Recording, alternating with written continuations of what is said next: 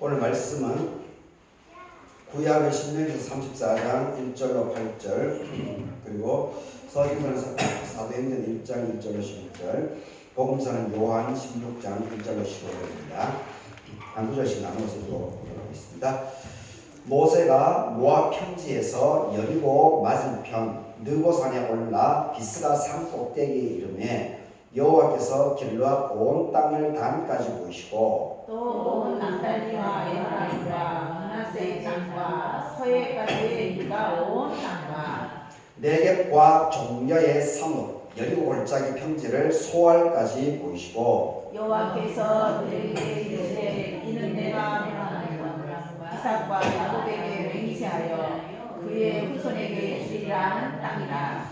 내가 내 눈으로 보게 하였거니와 너는 그리로 건너가지 못하리라 하시되 이에 여호와의 종 모세가 여호와의 말씀대로 모압 땅에서 죽어서 백부월 맞은편 모압 땅에 있는 골짜기에 장사되었고 오늘까지 그의 묻힌 곳을 아는 자가 없느니라. 모세가 죽을 때의 나이 120세였으나 그의 눈이 흐리지 아니하였고 기력이 쇠하지 아니하였도다. 이스라엘 자손이 모압 땅에서 모세를 위하여 애국하신 기간을 애국하니라. 모세를 위하여 속의 날이 끝났노라. 아멘. 사도행전입니다. 데오빌러여 내가 먼저 쓴 글에는 무릇 예수께서 행하시고 가르치시기를 시작하신부터 그가 택하신 사도들에게 성령으로 명령하시고 승천하신 날까지 이를 기억하였노라. 그가 고난받으신 후에 또한 그들에게 확실한 많은 증거로 친히 살아계심을 나타내사 40일 동안 그들에게 보이시며 하나님 나라의 일을 말씀하시니라. 사도와 함께 모이사 그들에게 분부하여 이르시되 예루살렘을 떠나지 말고 내게서 들은 바 아버지께서 약속하신 것을 기다리라. 요한은 물로 세례를 베풀었지만은 너희는 맨날이 못 되어서 성령으로 세례를 받으리라 하셨느니라. 그들이 모였을 때 예수께 여짜오 이르되 주께서 이스라엘 나라를 회복하시니 이때니까 하니 이르시되 때와 시기는 아버지께서 자기의 권한에 두셨으니 너희가 알 바가 아니고 오직 성령이 너희에게 임하시면 너희가 권능을 받고 예루살렘과 온 유다와 사마리아와 땅까지 이르러 내 증인이 되리라 하시니라. 이 말씀을 마치시고 그들이 보는 데서 올려져 가시니 구름이 그를 가리어 보이지 않게 하더라. 올라가실 때에 제자들이 자세히 하늘을 쳐다보고 있는데 흰옷 입은 두 사람이 그들 곁에 서서 이르되 갈릴리 사람들아 어찌하여 서서 하늘을 쳐다보느냐. 너희 가운데서 하늘로 올려지신 이 예수는 하늘로 가심을 본 그대로 오시리라 하였느니라. 아멘. 요한복음입니다. 내가 이것을 너희에게 이름은 너희를 실족하지 않게 하려 함이니 사람들이 너희를 출교할 뿐 아니라 때가 이르면 물은 너희를 죽이는 자가 생각하기를 이것이 하나님을 섬기는 일이라 합니다. 그들이 이런 일을 할 것은 아버지와 나를 알지 못합니다. 오직 너희에게 이 말을 한 것은 너희로 그 때를 당하면 내가 너희에게 말하는 것을 기억나게 하려 하기요 처음부터 이 말을 하지 않은 것은 내가 너희와 함께 있었습니다. 지금 내가 나를 보내신 이에게로 가는데 너희 중에서 나더러 어디로 가느냐 묻는 자가 없고 도리어 내가 이 말을 함으로 너희 마음에 팬심이 가득하였도다. 그러나 내가 너희에게 실상을 말하노니 내가 떠나가는 것이 너희에게 유익이라. 내가 떠나가지 아니하면 보혜사가 너희에게로 오시지 아니할 것이고 가면 내가 그를 너희에게로 보내리니 그가 와서 죄에 대하여 의에 대하여 심판에 대하여 세상을 책망하시리라. 죄에 대하여라 하면 그들이 나를 믿지 아니함이고 의에 대하여라 내가 어디께로 가니 너희가 다시 나를 보지 못한다고. 심판에 대하여라 하면 이 세상 임금이 심판을 받았습니다. 내가 아직도 너희에게 이를 것이 많으나 지금은 너희가 감당하지 못하리라. 그러나 진리의 성령이 오시면 내가 너희를 모든 진리 가운데로 인도하시니 그가 스스로 말하지 않고 오직 들은 것을 말하며 장래의 일을 너희에게 알리시리라. 그가 내 영광을 나타내니 내 것을 가지고 너희에게 알리시겠습니다. 함께 읽겠습니다. 무릇 아버지께 있는 것은 다 내 것이라. 그러므로 내가 말하기를 그가 내 것을 가지고 너희에게 알리시리라 하였노라.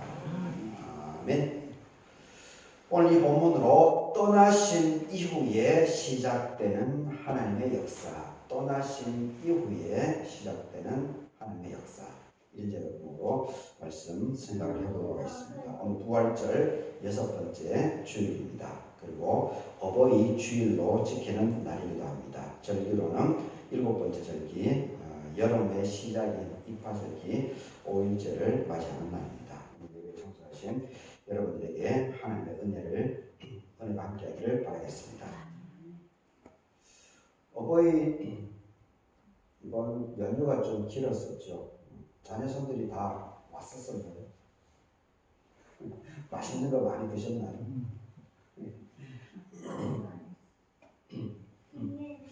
저는 어제 처가댁에 가서 이제 저녁 식사를 같이 했습니다. 지금 이제 처남이 지금 우리 지역은 모내기를 하는 시절이지 않습니까? 교회 논도 이번 주 수요일 날 교회 논 모내기 하기로 했습니다. 아는 기자님 이제 썰이주도 지난주에 주시고, 원래는 이 모판이 이게 구하기가 참 쉽지가 않더라고요. 작년에 또다시 이제 농협에 신청을 했는데,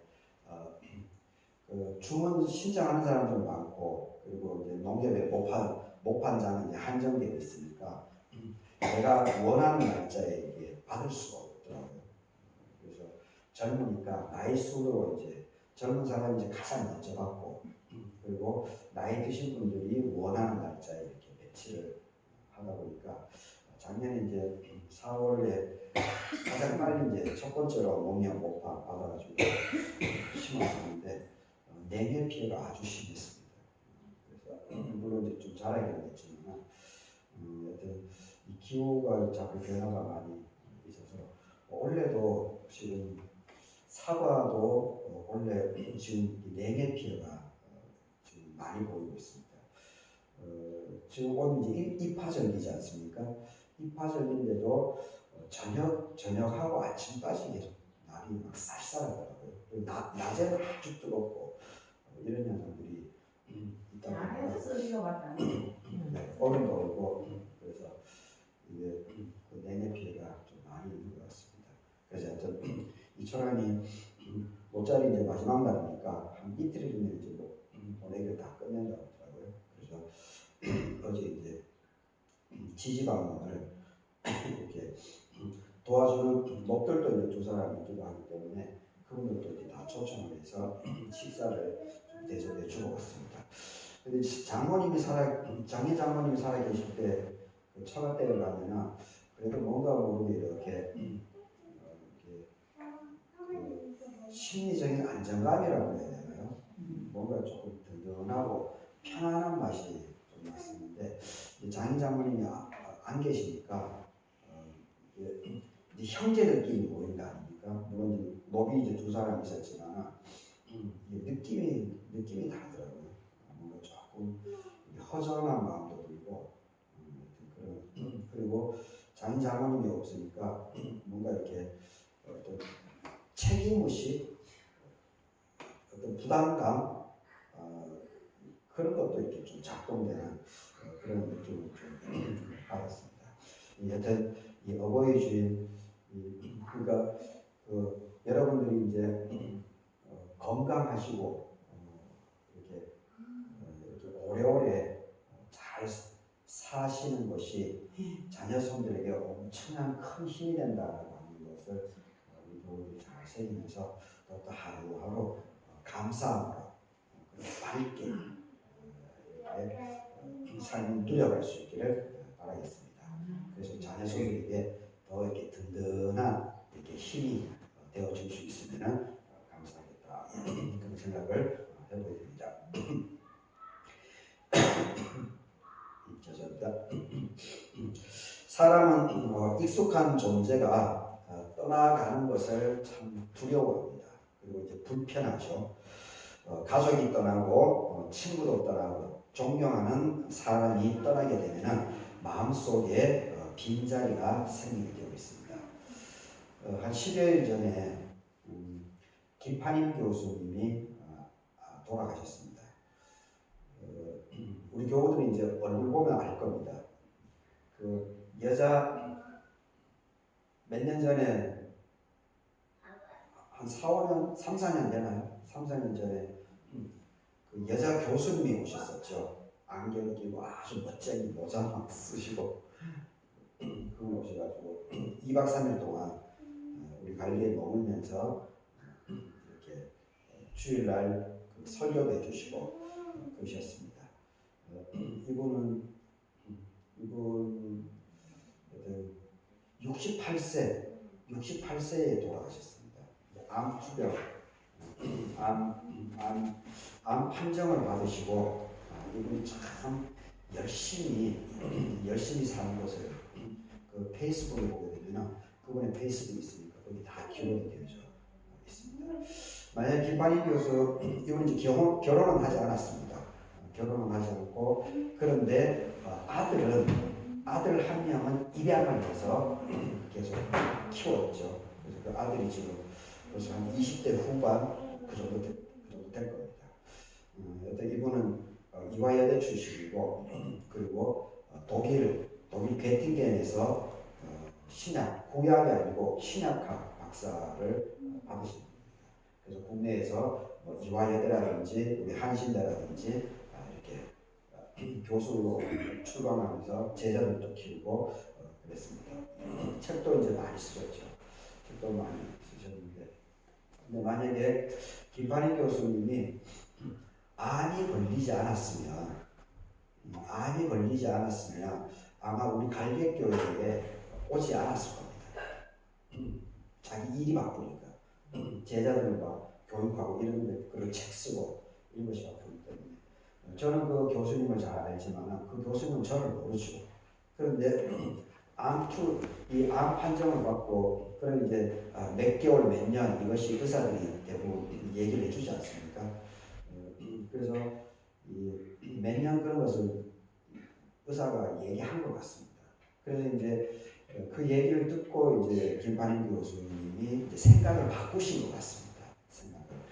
내 생명이 얼마 안 남았는데 해보지 않았던 것, 이제까지 막 공부 그리고 아이들 가르치는 것, 이것 외에는 그거는 견문질을 하지 않았습니다. 결혼까지 안 했으니까 견문질을 하지 않고 오직 그냥 공부에 매달리고 그리고 책을 쓰고 제자들을 가르치고 이 일 외에는 그건 할 줄 아는 것이 없습니다. 근데 이제 암 판정을 받고 나니까 생명이 한정되어 있으니까 이제 이것을 거의 물론 이제 그 강의도 꾸준히 가고 하기는 했지만은 거기에 쓰는 에너지를 이제 자기 삶을 누리는 쪽으로 해보지 않았던 것을 한번 해보는 쪽으로 그분이 이제 가닥을 잡으신 거죠. 이제 저 페이스북에 그분이 이제 그런 글을 썼기 때문에 제가 알고 있습니다. 그래서 그것 때문에 우리 갈개교회를 오시게 된 거죠. 저는 그분을 알지만 그분은 저를 모릅니다. 그런데 이 소리 소문 때문에 제가 이제 페이스북에도 글을 쓰고 그렇게 하니까 이 소문이 김판임 교수에게도 이렇게 여기까지 올 정도였으니까 더군다나 2박 3일을 올 정도였으니까 그것이 영향력을 미친 것 같습니다. 그래서 하루만 있는 것이 아니고 2박 3일 동안 있으면서 감사하게도 그 첫째 날 우리 나사로 신영원 집사님의 그 흙집에서 첫날 밤을 주무셨습니다. 그리고 그 다음 날 제가 아침에 이제 이른 아침에 맞이하러 가니까 교수님이 그 집사님 댁이 막 전망이 너무 좋지 않습니까? 그리고 아주 깔끔하게 해놓고 그리고 또 집사님 부부가 또 그 교수님 오신다고 또 그 흙집에 아궁이에 불도 막 지펴가지고 따뜻하게 이렇게 해보니까 교수님이 너무 좋았다. 너무. 그리고 이제 2박 3일 지나고 나서 교수님 이제 페이스북을 보니까 그 흙집이 얼마나 인상적이었는지 흙집을 사진을 몇 커트를 찍어가지고 페이스북에 올리셨더라고요. 그러면서 지리산 갈개교회 갈개마을에 이렇게 멋있는 부부가 이렇게 열심히 살아가는 이런 데서 내가 찼다고 그렇게 자랑하는 것을 봤습니다. 여튼 이 좋아하는 사람이 떠나가게 되면 마음속에 빈자리가 이렇게 생길 수밖에 없습니다. 신앙 안에서도 저는 마찬가지라고 봅니다. 눈앞에 있던 지도자 그리고 스승이 사라질 때 우리는 불안해지는 것을 보게 됩니다. 오늘 이 세 본문 신명기서 34장, 사도행전 1장, 요한복음 16장 이 세 본문의 공통점은 모두 떠나간다, 돌아가신다, 떠나간다라고 하는 것이 공통적으로 등장합니다. 신명기서에서는 이 모세가 약속의 땅을 바라본 뒤에 120세로 세상을 떠났다라고 하는 것이 기록이 되어져 있습니다. 그리고 사도행전 1장에서는 예수님이 제자들을 떠나서 하늘로 올라가셨다 이렇게 사도행전에는 기록해 놓고 있습니다. 그리고 요한복음 16장에서는 예수님은 떠나시기 전에 성령을 우리에게 보내주시겠다라고 약속하고 있는 그 대목을 요한복음 16장에서 읽을 수 있습니다. 하지만 성경은 말을 하고 있습니다. 하나님의 역사는 누군가의 돌아가심 이것이 끝이 아니다. 끝나지 않는다라고 말합니다. 오히려 그 떠나감 이후에 하나님은 새로운 시대, 새로운 역사, 남은 사람들을 통해서 그 일들을 일구어 나간다라고 하는 것을 우리는 반드시 기억해야 됩니다. 그래서 우리가 슬픔이나 이런 데 너무 빠지면 안 됩니다. 그렇게 되면 우울증 걸립니다. 뭐든지 빨리빨리 정리하고 떠나보낼 것을 빨리 떠나보내버려야 됩니다. 그리고 거기에 집착하면 안 됩니다. 그리고 새로운 지금 나의 현재의 지금 이 자리, 이 삶의 자리, 이 현실 이것을 냉정하게 바라보고 이것을 적극적으로 수용을 해야 됩니다. 부정을 하면 안 됩니다. 부정을 하면은 이 마음과 몸과 마음의 공백 현상이 생깁니다. 공백 현상. 이 공백 현상이 생기게 되면 우리 기독교에서 얘기하는 사탄의 역사가 이 공백에 사탄이 샥 들어옵니다. 그리고 막 좌지우지 흔들려버립니다. 이 몸마음이 늘 일치가 돼야 됩니다. 몸마음이 일치가 돼야지 몸은 여기 있는데 내 생각은 저 엉뚱한 데가 있으니까. 제가 대학교 건대 미생물공학과를 갔지만은 저는 감사할 줄 몰랐습니다. 감사를 모르고 의사가 되고 싶었기 때문에 의과대학을 가고 싶어서 점수가 안 되니까 재수까지 했는데 점수가 안 되니까 어쩔 수 없이 미생물을 선택하게 된 거죠. 지금 생각하면 참 미생물공학과 너무 멋있는 학과입니다. 너무 해야 될 일들도 많고 분야가 아주 넓습니다. 근데 그런 걸 전혀 몰랐죠. 그러니까 몸은 건대 미생물공학과에 들어가 있는데 내 생각은 여전히 의과대학도 못 가고 건대 그런 데 가가지고 뭐 하느냐고.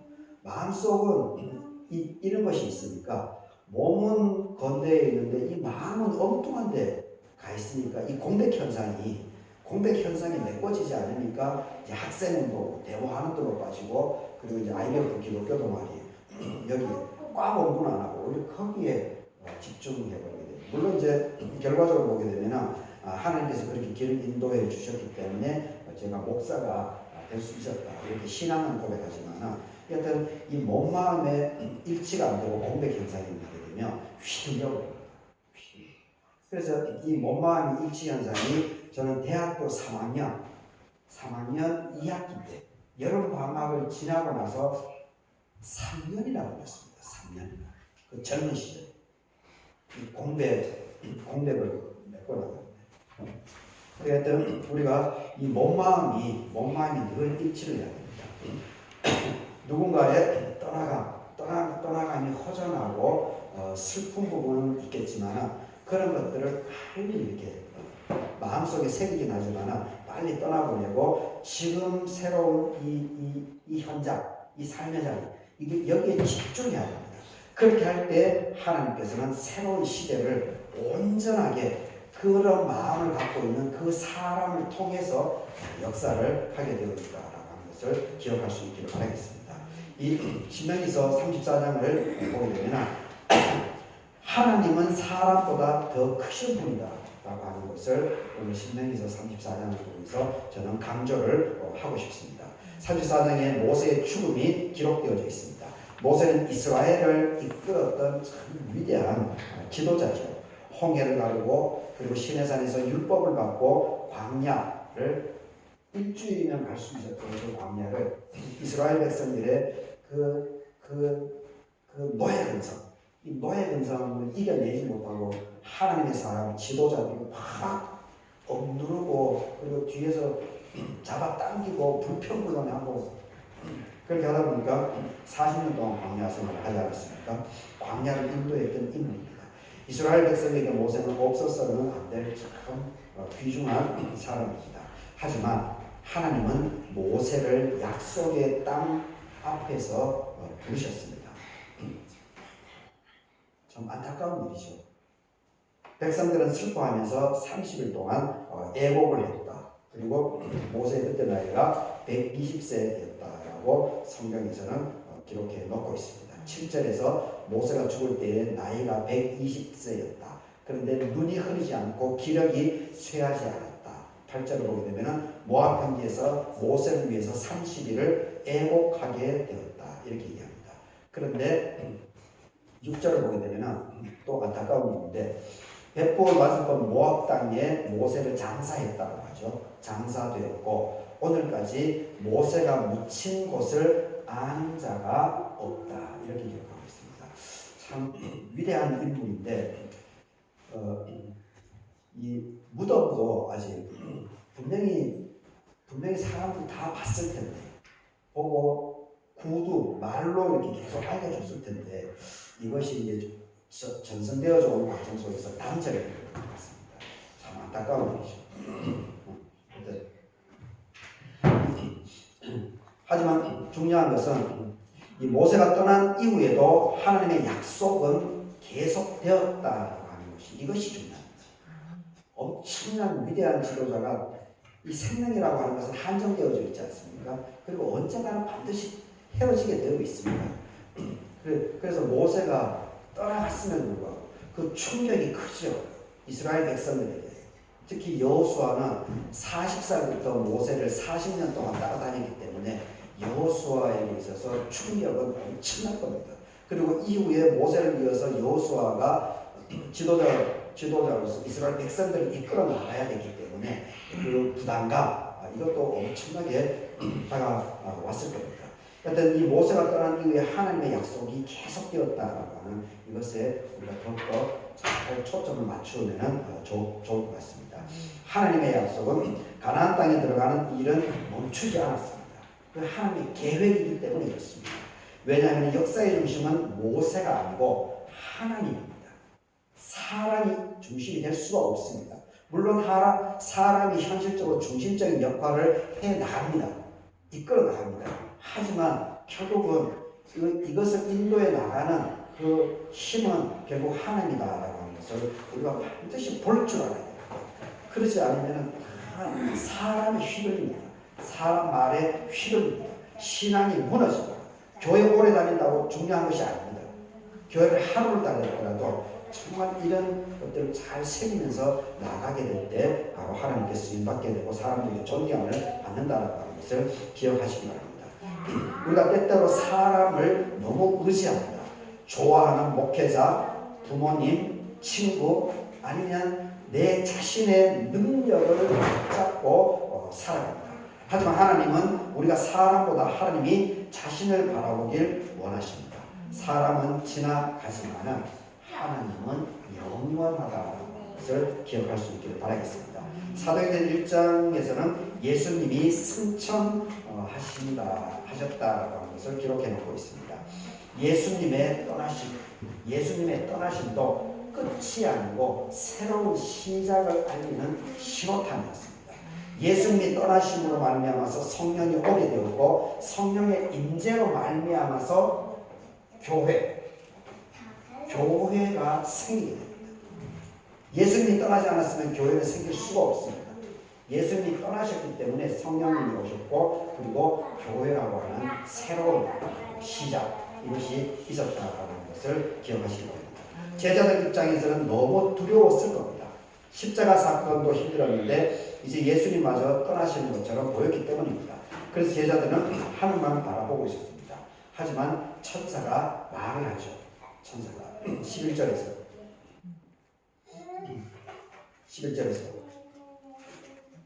갈릴리 사람들아 어찌하여 서서 하늘을 쳐다보냐. 왜 하늘만 그렇게 멍하게 쳐다보고 있냐. 땅을 봐라. 너의 삶의 자리를 봐라. 예수님은 하나님의 인도하신 하나님의 계획에 따라서 그냥 간 거야. 하늘 쳐다보지 마. 그냥 너의 삶의 자리를 봐. 이렇게 얘기하는 겁니다. 이 말씀은 구중이 아닙니다.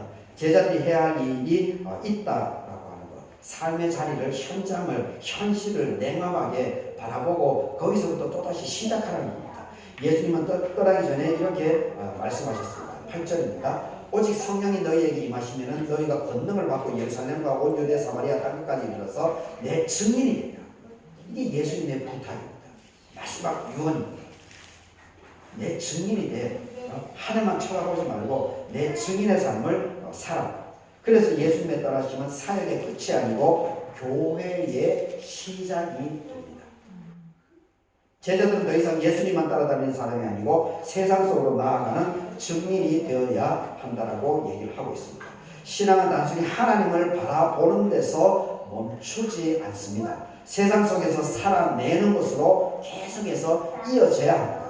교회 안에서만 믿는 것이 아니고 가정에서도 그리고 마을에서도 마을분들에게도 신앙인으로서 이게 덕을 베풀고 존경을 받아 나가게 될 때 그것이 믿음의 성숙이고 믿음의 완성되는 모습인 것입니다. 인간관계 속에서도 우리는 예수님의 증인으로 살아나가야 됩니다. 그리고 요한복음 16장 성령님은 우리를 혼자 두지 않으신다라고 하는 것을 이 본문에서 요한 사도는 강조를 하고 있습니다. 제자들은 연약했습니다. 예수님 없이 살아간다는 것은 불가능한 것처럼 제자들에게는 보였습니다. 그래서 뿔뿔이 흩어지죠. 베드로조차 갈릴리로 다시 가가지고 근데 손에 일이 잡히지 않죠. 생각, 마음과 몸과 마음이 이 공백 현상이 베드로에게 찾아왔기 때문이었습니다. 근데 이것이 베드로에게 예수님이 돌아가신 이후에 베드로에게 몸 마음의 일치 현상이 언제 벌어집니까? 50일 뒤에 마가 다락방에서 성령 강림의 역사가 일어날 때에 베드로가 이 몸 마음이 분열되어 있었던 이것이 몸 마음의 일치가 마가 다락방 성령 강림 사건을 통해서 이 베드로를 뿐만이 아니고 그 많은 제자들 몸 마음의 일치 현상이 벌어지게 됩니다.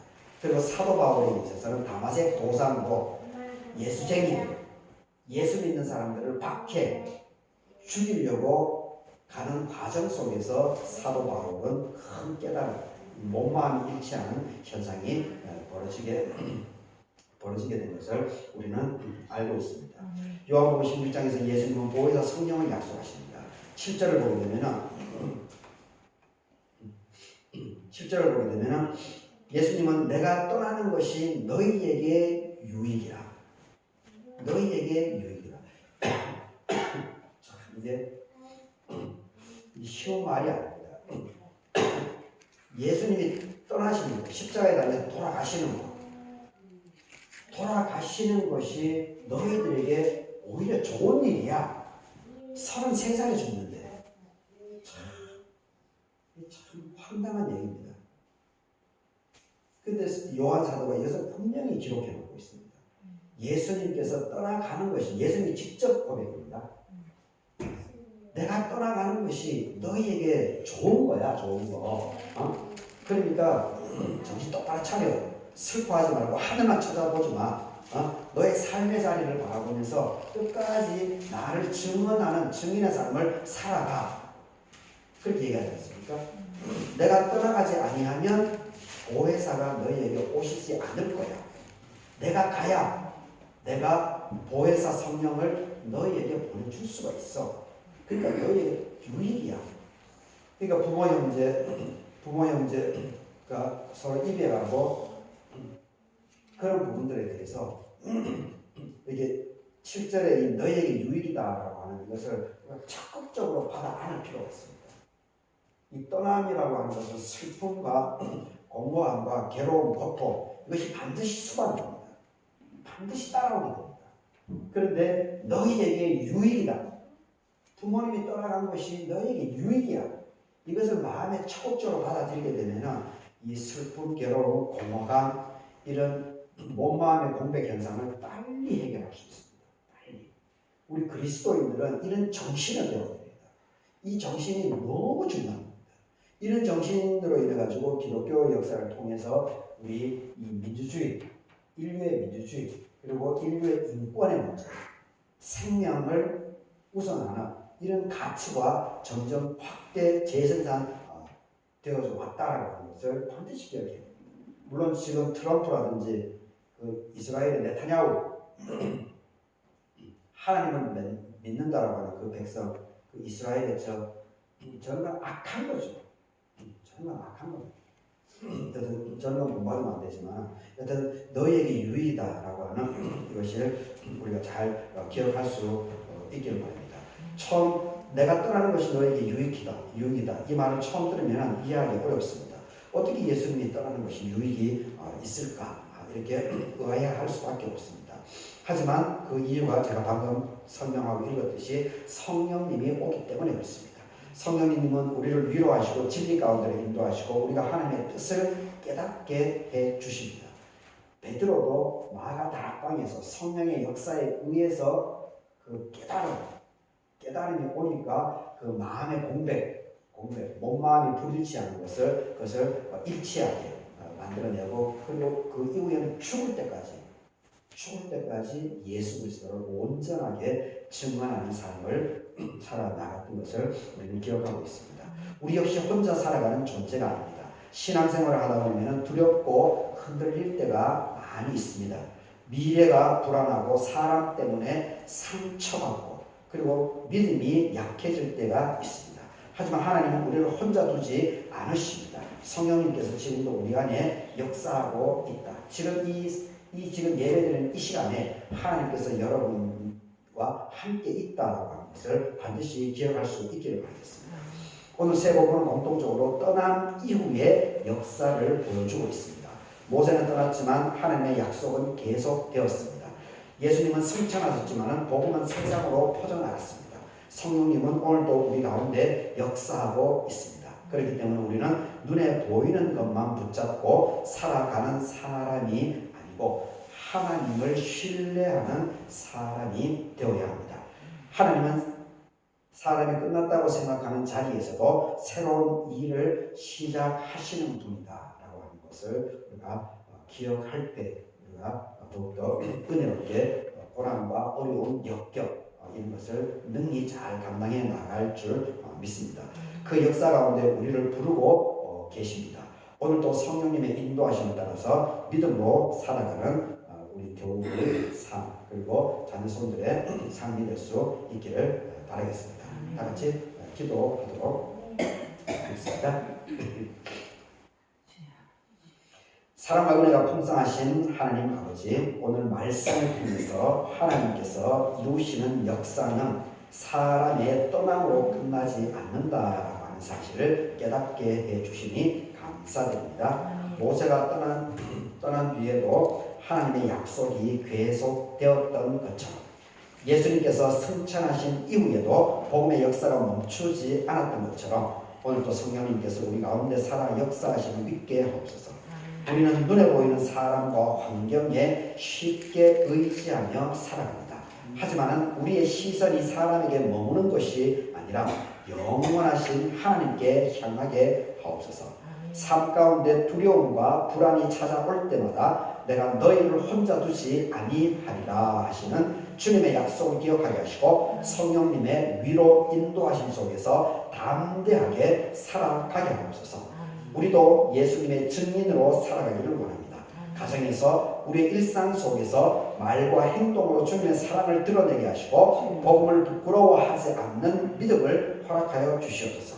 낙심한 마음이 있다면 새 힘을 주시고 흔들리는 믿음 위에 다시 은혜를 더하여 주시며 우리의 삶이 하나님 나라를 나타내는 삶이 되게 하옵소서. 언제나 우리와 함께 하시는 예수 그리스도의 이름으로 기도드립니다. 아멘. 아멘. 이 말씀